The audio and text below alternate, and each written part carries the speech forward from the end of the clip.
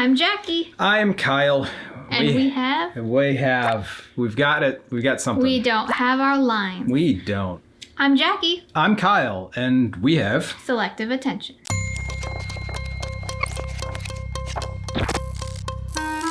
Okay, we did it. Intro accomplished. Welcome to another exciting episode of... Decades. Yeah, we're going to do Decades again. Volume 2. We had such a good time during the last Decades round that we figured we might as well just do it again. It exposes us to some films that we haven't seen before, and it leads to some pretty awesome discussions. Here we go. Here it comes again. For those who are just joining us, Decades... Yep. is a series where we are randomly assigned a film from a specific year. We do this by randomly choosing a decade, a year within that decade, a genre, and then a film we hadn't seen. Yeah, plug everything into the randomizer and it spits out something that we get to watch and then bring to you. Yeah. So the decade that was randomized for me was 2000s, landed on 2006. The genre was action adventure, and the film was Dawn.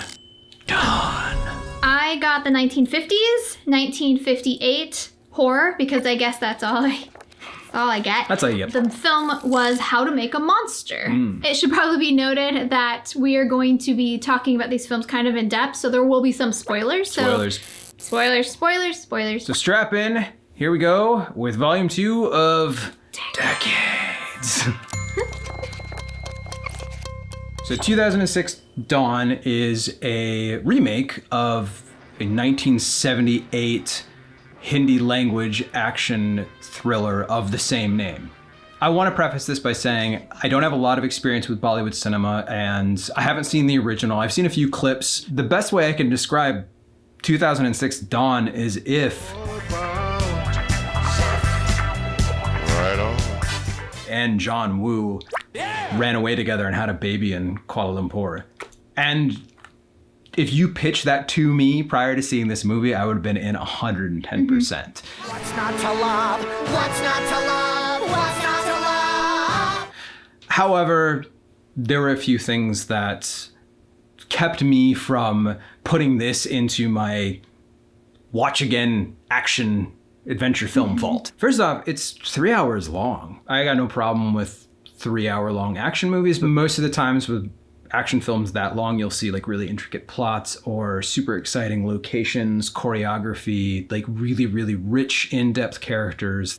That's like Lord of the Rings length. Yeah. You know, to Jackie's point, bringing in elements of fantasy into films like that, it helps digest it a little bit more. But when it's a straight action movie that has a really simple plot, you know, that's kind of akin to like, you know, Prince and the Pauper, Man in the Iron Mask. It's a swap movie. You know, I feel comfortable saying that. I'm not spoiling anything major. Like that's what happens. Although it does take an hour to get to that plot point. It drags a bit. A little bit.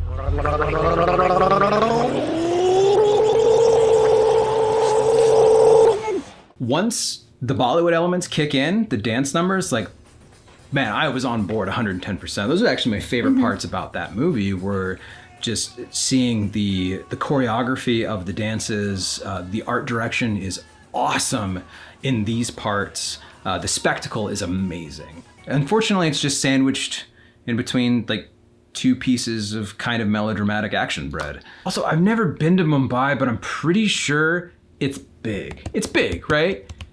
There's lots of people. There's just too many coincidences. This movie is very incestuous with certain people like actually being related to others and running into each other on the streets. There's only 5 streets. There's 5 streets, 5 people, and they all know and or are related to one another. I will say, you know, the acting I actually really enjoyed. Shah Rukh Khan is quite, I wouldn't call him charming, but he can dance really well. He's got some really great physical comedic timing. And then Priyanka Chopra is great in this as well. But it does feel a bit like an action film out of time. It was filmed in 2006, and a lot of the dialogue and plot points remind me of something that I would have seen in theaters back in like 1995, which I kind of attribute to Roger's adoption of innovation curve and what that means for intercontinental media trends and, you know, when things pop up in certain areas and,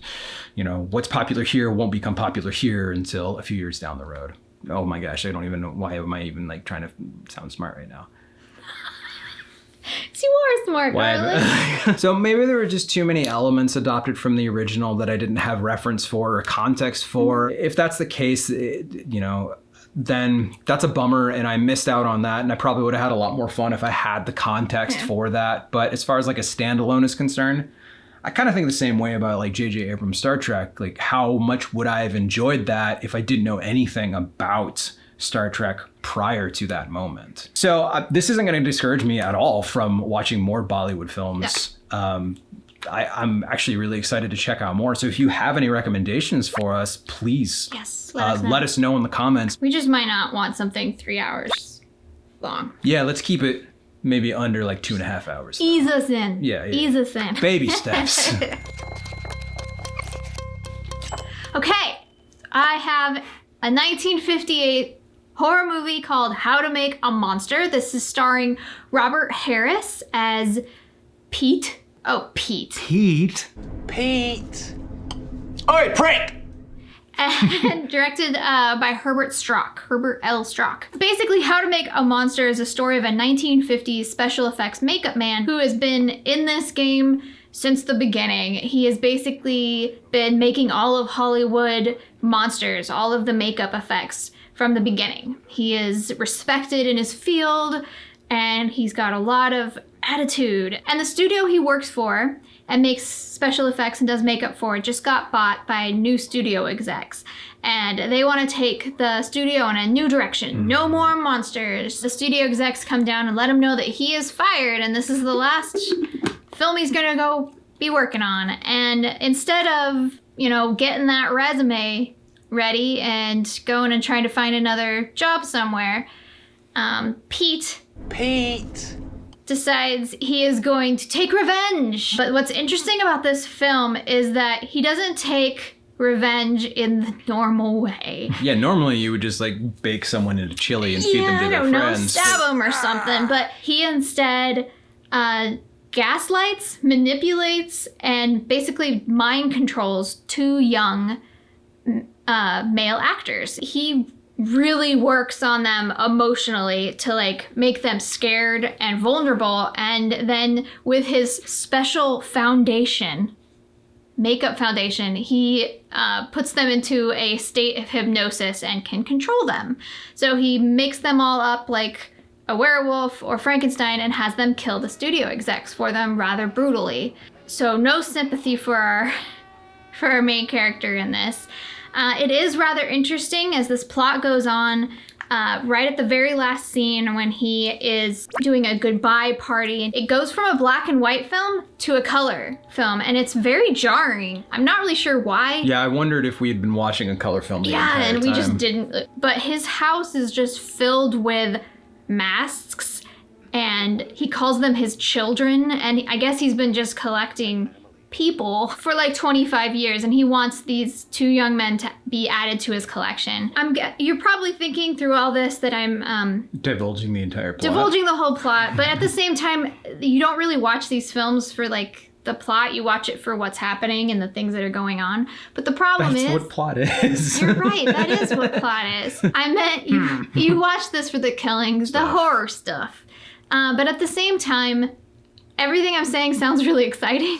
And this sounds like a really good film. This was actually pretty slow. It wasn't that exciting. It has a really interesting idea baked into a mediocre film. And that's fine. I think I want to meditate on this film a bit more, just because of how this main character manipulated and used younger men to kill older men in his field. It just seems there's something going on there, and that's really interesting. Yeah, it definitely felt like there was some hidden symbolism or metaphor that I wasn't picking up on. It's very fascinating. I just think that the vehicle for this fascinating, interesting message was lost in a kind of muddy film. But that doesn't mean that I'm not going to watch this again. I might actually put this on again. And I might seek out other films kind of like this to see if there was a trend during that time. Decades. I feel like both of our films would have been better absorbed if we were more familiar with the context in which they were written. They were carrying very heavy messages in a mediocre like basket. Yeah, like one of those like Kmart Easter baskets that you get that the stringy fluff's hanging out of the side and there's like one melted egg at the bottom.